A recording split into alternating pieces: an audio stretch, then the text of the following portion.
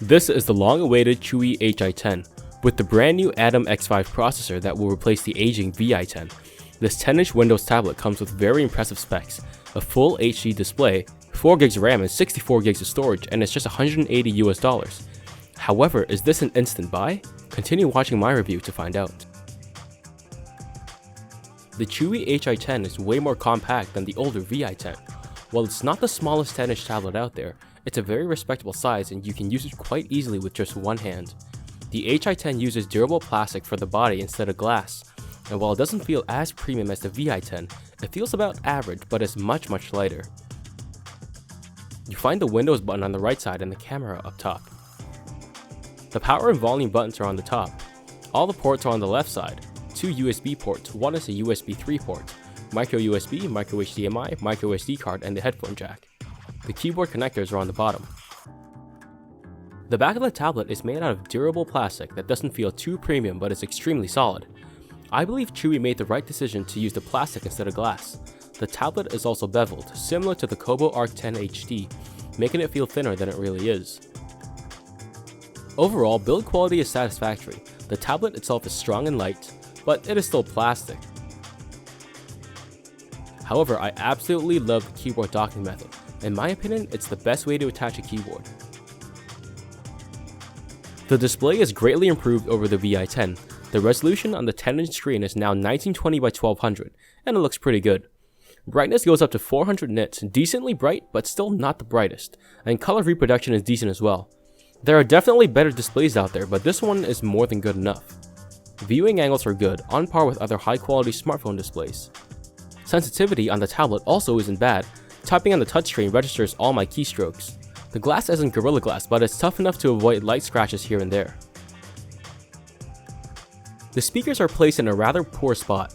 Both speakers are on the right edge of the tablet, meaning there is no stereo effect. The max volume of the speaker is pretty poor and so is the quality. There is no bass at all and highs aren't even that clear. I'm quite disappointed with the speaker quality here.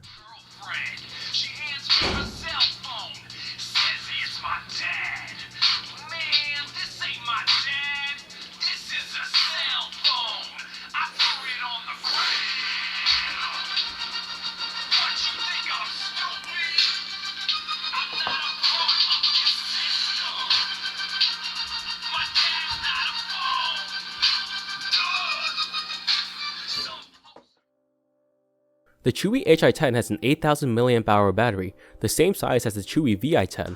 I'm predicting slightly less battery life from the Hi10 because of the full HD screen and the Cherry Troll processor. Battery testing procedures are the same as smartphone procedures. I reloaded a webpage every 10 seconds and the tablet died after 6.5 hours. I then looped a standard definition video until the tablet died, and it lasted for 7 hours and 35 minutes. Here's a more real life example. I unplug at about 6 AM, I read some news, surf the web and read Reddit for about 3 to 4 hours. I play some games, mainly Hearthstone, for an hour, and when I plug it back in at 10 PM, I have about 25% left. Battery life here is definitely not as good as the Chuwi Vi10. The Vi10's battery was great, so the Chuwi Hi10 is less great. Definitely still decent. Battery life here isn't a deal breaker. The Hi10 comes with Windows 10 pre-installed, and my version doesn't have a dual boot Android option yet. So far, Windows 10 on this tablet has been quite responsive, more responsive than quite a few Chinese and non-Chinese tablets. However, you still see the occasional Windows 10 stutter, like when swiping to see the Action Center. You get the mobile version of Microsoft Office pre-installed, which does not require a license to use. I find this super useful as this version of Office has all the functions for basic Office stuff and syncing with OneDrive. The new Cherry Troll processor and 4GB of RAM keeps the Hi10 running along quite nicely. Basic things like Chrome and Word ran no problem, and I could play 1080p videos without a problem as well. Surprisingly, I could edit smaller 1080p photos in Photoshop CS5 without much lag. However, very CPU intensive things like CAD software or video editing doesn't run at all or runs extremely poorly. But keep in mind, this is an Atom chip, which is not meant to replace your work computer. I played a couple of games on the Chuwi Hi10. Check out my full gaming video above. I played Hearthstone at full resolution and that ran pretty well. I couldn't run Dota 2 decently at the full 1920 by 1200 resolution, but I got a playable 22 to 30 frames per second at 1280 by 800. Finally, I booted up Skyrim and I got a solid 30 frames per second on, well, 800 by 600.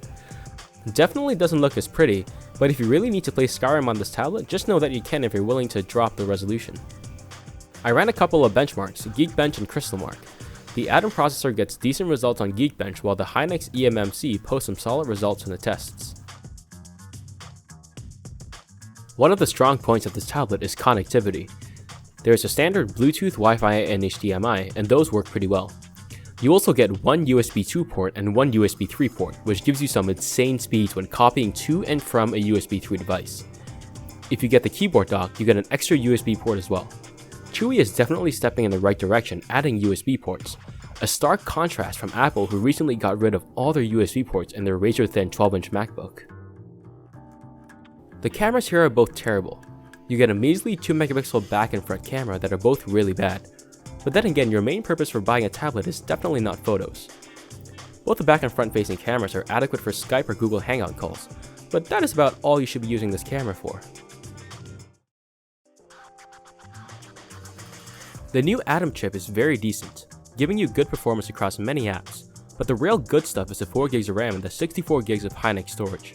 With that much RAM in a tablet, you pretty much never run out of RAM doing basic things, and the good quality Hynix storage keeps the read-write speeds up there. You get a durable body, decent battery life, and a sharp screen. However, this tablet isn't perfect either.